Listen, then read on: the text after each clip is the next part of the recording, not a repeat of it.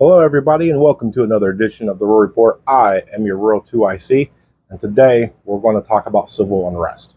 Now, the reason why this comes up is because I've been getting messages and emails and whatnot that showcase all the stuff that is going on over in France. Catch you up, if you don't know what's going on over there, they're having major civil unrest.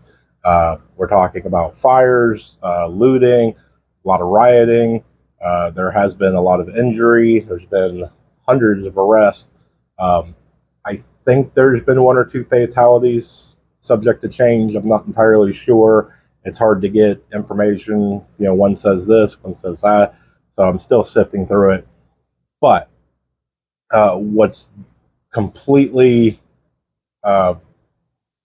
relevant to this topic is that undeniably they're having civil unrest. Now, civil unrest happens all around the world all the time.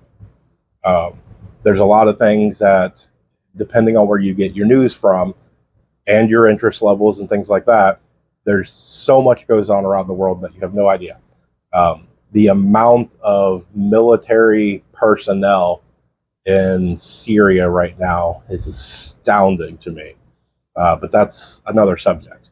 So, when it comes to civil unrest, when you start getting into this, you need to figure out what your plan of action is, what you're going to do. Now, depending on where you live is going to depend on a lot of it. You need to have your location. Are you way out in the country? Are you somewhat country? Are you just outside the city and suburbia? Are you deep inside of a major city? That all is going to affect your plan. Now, I'm not going to sit here and go through and run down all the different game plans. We might, depending on what you guys want to see, I might make different episodes on different types of scenarios and game plans, depicting on what's going on, where you live, and things like that. This one's just going to be a broad overview.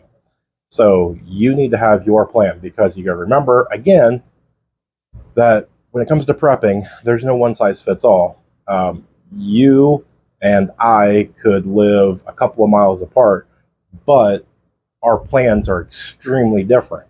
And it's not saying that one's right and one's wrong, or one's better than the other. It might be what is better for you versus me.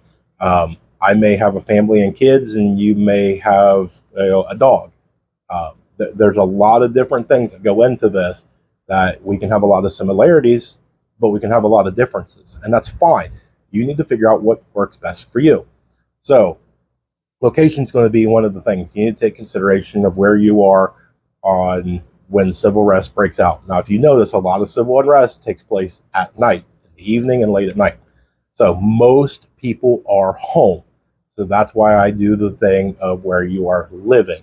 Now, it's not saying that civil unrest couldn't last, 24 hours a day for a couple of days or a week straight or whatnot.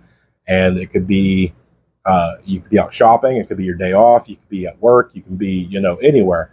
And you need to be prepared always. That's the whole point of being prepared. And joining the preparedness community is to be prepared at all times for as much as possible. Now, moving forward, this is something that you can take if you have the free time and the interest and go through and look at, because we can learn from them. What's going on? Where are they going? What are they doing? What are they looting? Where are they, what buildings are being targeted? Things like that. And that's one of the things for you on where to stay away from, where to head, where it looks kind of like a small little, hopefully safe area versus what's harder hit areas.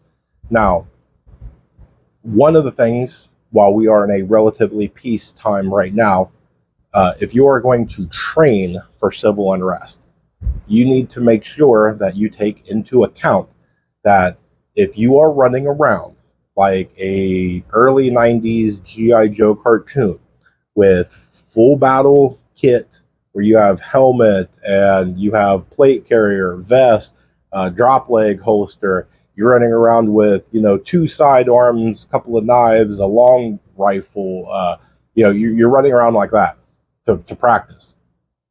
That's okay. Okay. And again, this is going to be my opinion.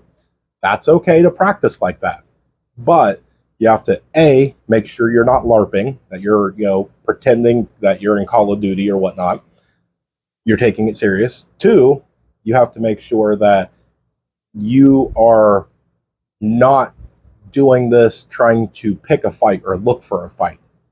And three, you have to be very realistic on the whole nature, because if you are preparing for the worst of the worst, then looking throughout history, when we are talking about us in Afghanistan or us in Iraq or us, in various places, the people that we fight, or the people that our military were fighting against, were very non-uniform wearing combatants. They looked very much like the rest of the locals, and that made it very difficult for target selection. And so, if you are practicing that way, that is your game plan when civil unrest breaks out and you feel the need to gear up. If you have 20 people running around in jeans and a t-shirt and you are fully fatigued out, you are a target. Everybody sees you, and everybody's going to think that you are a threat and a target. And in my opinion, it's a bad idea.